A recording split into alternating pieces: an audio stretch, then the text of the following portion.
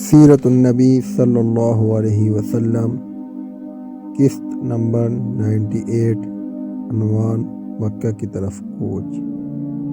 انہوں نے اس عورت سے پوچھا، وہ خط کہاں ہے؟ اس نے قسم کھا کر کہا، میرے پاس کوئی خط نہیں ہے۔ آخر اسے اونٹ سے نیچے اتارا گیا، تلاشی لی گئی مگر خط نہ ملا۔ اس پر حضرت علی رضی اللہ تعالیٰ عنہ نے فرمایا، میں قسم کھا کر کہتا ہوں، رسول اکرم صلی اللہ علیہ وسلم کبھی غلط بات نہیں کہتے۔ جب اس عورت نے دیکھا کہ یہ لوگ کسی طرح نہیں مانیں گے تو اس نے اپنے سر کے بال کھول ڈالے اور ان کے نیچے چھپا ہوا خط نکال کر انہیں دے دیا۔ بہرحال ان حضرات نے خط لا کر حضور اکرم صلی اللہ علیہ وسلم کی خدمت میں پیش کیا۔ خط حضرت حاطب بن ابی بلتہ رضی اللہ عنہ نے لکھا تھا۔ وہ اس میں درج تھا کہ رسول اللہ صلی اللہ علیہ وسلم نے جنگ کی تیاری شروع کر دی ہے اور یہ تیاری ضرور تم لوگوں کے خلاف ہے۔ میں نے مناسب جانا کہ تمہیں اطلاع دے کر تمہارے ساتھ بھلائی کروں۔ حضور اکرم صلی اللہ علیہ وسلم نے حضرت حاطب رضی اللہ تعالیٰ عنہ کو طلب فرمایا، انہیں خط دکھایا اور پوچھا، حاطب اس خط کو پہچانتے ہو؟ جواب میں انہوں نے عرض کیا، اے اللہ کے رسول، میں پہچانتا ہوں۔ میرے بارے میں جلدی نہ کیجیے، میرا قریش سے کوئی تعلق نہیں، جبکہ آپ کے ساتھ جو مہاجرین مسلمان ہیں ان سب کی قریش کے ساتھ رشتہ داریاں ہیں۔ اس وجہ سے مشرک ہونے کے باوجود وہاں موجود ان کے رشتہ دار محفوظ ہیں۔ وہ انہیں کچھ نہیں کہتے، لیکن یوں کہ میری ان سے رشتہ داری نہیں، اس لیے مجھے اپنے گھر والوں کے بارے میں تشویش رہتی ہے۔ میری بیوی اور بیٹا وہاں پھنسے ہوئے ہیں، تو میں نے سوچا اس موقع پر قریش پر احسان کر دوں تاکہ وہ میرے گھر والوں کے ساتھ ظلم نہ کریں، اور بس اس خط سے مسلمانوں کو کوئی نقصان نہیں پہنچ سکتا۔ قریش پر اللہ کا قہر نازل ہونے والا ہے۔ ان کی بات سن کر حضرت صلی اللہ علیہ وسلم نے اپنے صحابہ کرام رضی اللہ عنہم سے فرمایا، تم نے حاطب کی بات سنی، انہوں نے سب کچھ سچ سچ بتا دیا، اب تم لوگ کیا کہتے ہو؟ اس پر حضرت عمر رضی اللہ تعالیٰ عنہ نے عرض کیا، اے اللہ کے رسول، مجھے اجازت دیجیے کہ میں اس شخص کا سر قلم کر دوں، کیونکہ یہ منافق ہو گیا ہے۔ حضرت صلی اللہ علیہ وسلم نے ارشاد فرمایا، اے عمر، یہ شخص ان لوگوں میں سے ہے جو غزوہ بدر میں شریک ہوئے تھے۔ عمر تمہیں کیا پتہ، ممکن ہے اللہ تعالیٰ نے اہل بدر سے یہ فرما دیا ہو کہ تم جو چاہے کرو، میں نے تمہاری مغفرت کر دی۔ نبی اکرم صلی اللہ علیہ وسلم کا یہ ارشاد مبارک سن کر حضرت عمر رضی اللہ تعالیٰ عنہ کی آنکھوں سے آنسو آ گئے۔ ادھر اللہ تعالیٰ نے سورۃ الممتحنہ کی آیت نازل فرمائی، ترجمہ، اے ایمان والو، تم میرے دشمنوں اور اپنے دشمنوں کو دوست مت بناؤ کہ ان سے دوستی کا اظہار کرنے لگو، حالانکہ تمہارے پاس جو دین آ چکا وہ اس کے منکر ہے۔ وہ رسول کو اور تمہیں اس بنا پر شہر بدر کر چکے ہیں کہ تم اللہ تعالیٰ پر ایمان لے آئے ہو۔ اس کے بعد حضرت صلی اللہ علیہ وسلم نے مدینہ منورہ سے کچھ فرما دیا۔ مدینہ میں اپنا قائمہ مقام ابو حضرت رحم کلثوم ابن حسن انصاری رضی اللہ عنہ کو بنایا۔ آپ صلی اللہ علیہ وسلم نے 10 رمضان کو مدینہ منورہ سے روانہ ہوئے۔ اس غزوے میں حضور اکرم صلی اللہ علیہ وسلم کے ساتھ 10,000 صحابہ تھے۔ یہ تعداد انجیل میں بھی آئی ہے۔ وہاں یہ کہا گیا کہ وہ رسول 10,000 قدسیوں کے ساتھ فاران کی چوٹیوں سے اترے گا۔ اس موقع پر مہاجرین اور انسان میں سے کوئی پیچھے نہیں رہا تھا۔ ان کے ساتھ 300 گھوڑے اور 900 اونٹ تھے۔ ان مقدس صحابہ کے علاوہ راستے میں کچھ قبائل بھی شامل ہو گئے تھے۔ اس سفر میں روزوں کی رخصت کی اجازت بھی ہوئی۔ یعنی جس کا جی چاہے سفر میں روزہ رکھ لے، جو رکھنا نہ چاہے وہ بعد میں رکھے۔ اس طرح سفر اور جنگ کے موقع پر یہ اجازت ہوگی۔ سفر کرتے کرتے آخر لشکر مردہران کے مقام پر پہنچ گیا۔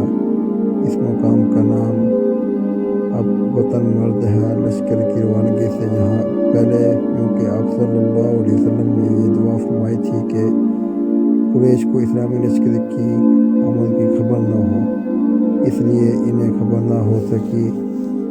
مردہران کے مقام پر پہنچ کر رات کے وقت مسلمانوں نے آگ جلائی جو کہ 12,000 کے قریب تعداد تھی، اس لیے بہت دور دور تک آگ کے لو روشن ہو گئے۔ جس وقت یہ لشکر مدینہ سے روانہ ہوا تھا، اس وقت حضرت صلی اللہ علیہ وسلم کے چاچا حضرت عباس رضی اللہ تعالیٰ عنہ مکہ سے ہجرت کر کے مدینہ کی طرف روانہ ہوئے تھے تاکہ نبی اکرم صلی اللہ علیہ وسلم کے پاس پہنچ کر اسلام قبول کرنے کا اعلان کر دیں، لیکن نبی اکرم صلی اللہ علیہ وسلم نے ان کی ملاقات راستے میں ہی ہوگی۔ یہ ملاقات حجفہ پر ہوئی۔ حضرت عباس رضی اللہ تعالیٰ عنہ یہیں سے آپ صلی اللہ علیہ وسلم کے ساتھ چل پڑے۔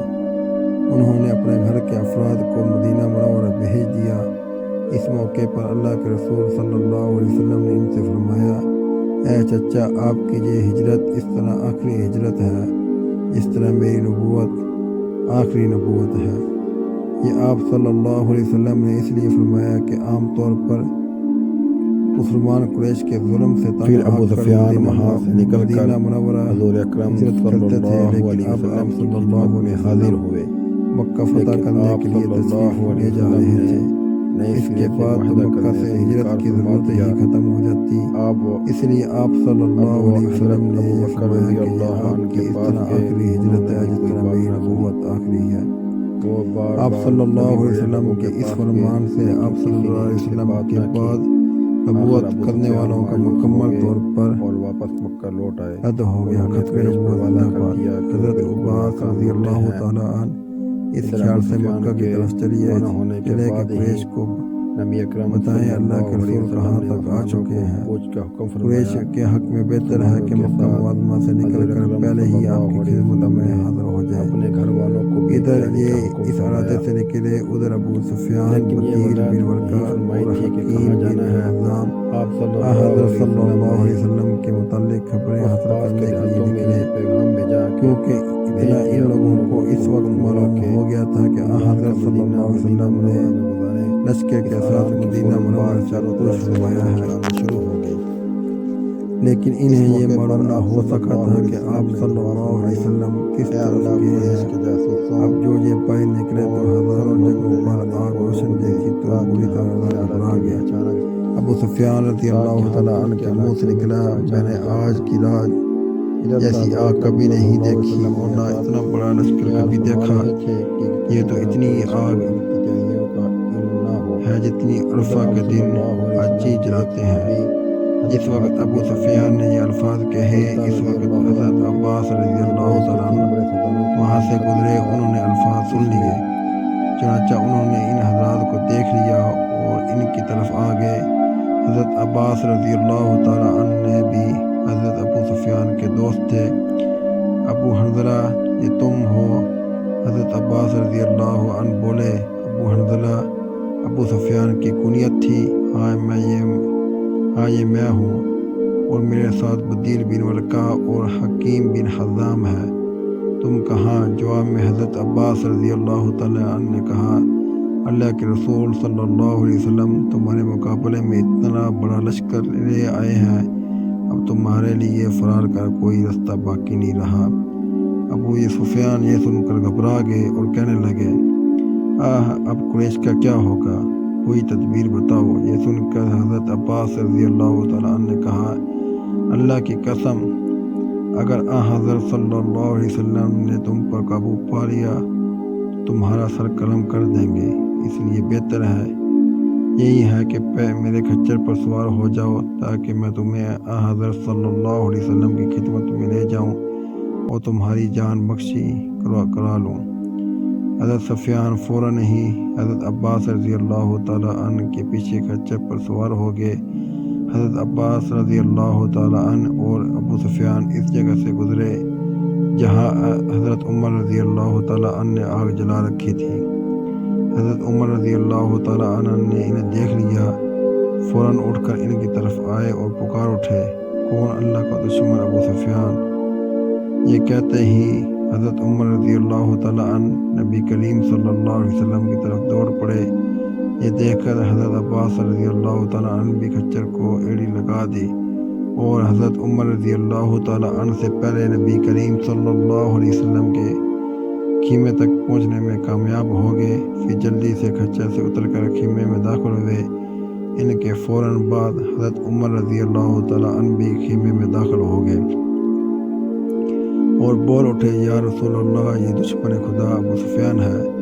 اللہ تعالیٰ نے اس پر بغیر کسی معاہدے کے ہمیں قابو عطا فرمایا ہے، لہذا مجھے اجازت دیجیے کہ میں اس کی گردن مار دوں۔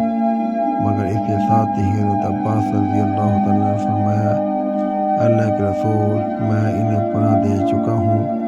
اب یہ منظر یہ تھا کہ حضرت عمر رضی اللہ تعالیٰ عنہ ننگی تلوار سونتے کھڑے تھے، ادھر حکم ہو ادھر وہ ابو سفیان کا سر قلم کر دے۔ دوسری طرف حضرت عباس رضی اللہ تعالیٰ عنہ کہہ رہے تھے، اللہ کی قسم، آج رات میرے علاوہ کوئی شخص اس کی جان بچانے کی کوشش کرنے والا نہیں۔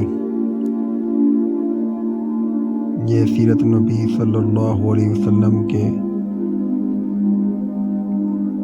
بارے میں سلسلہ جاری ہے۔ مصنف عبدالفارانی، کتاب سیرت النبی صلی اللہ علیہ وسلم، قدم با قدم۔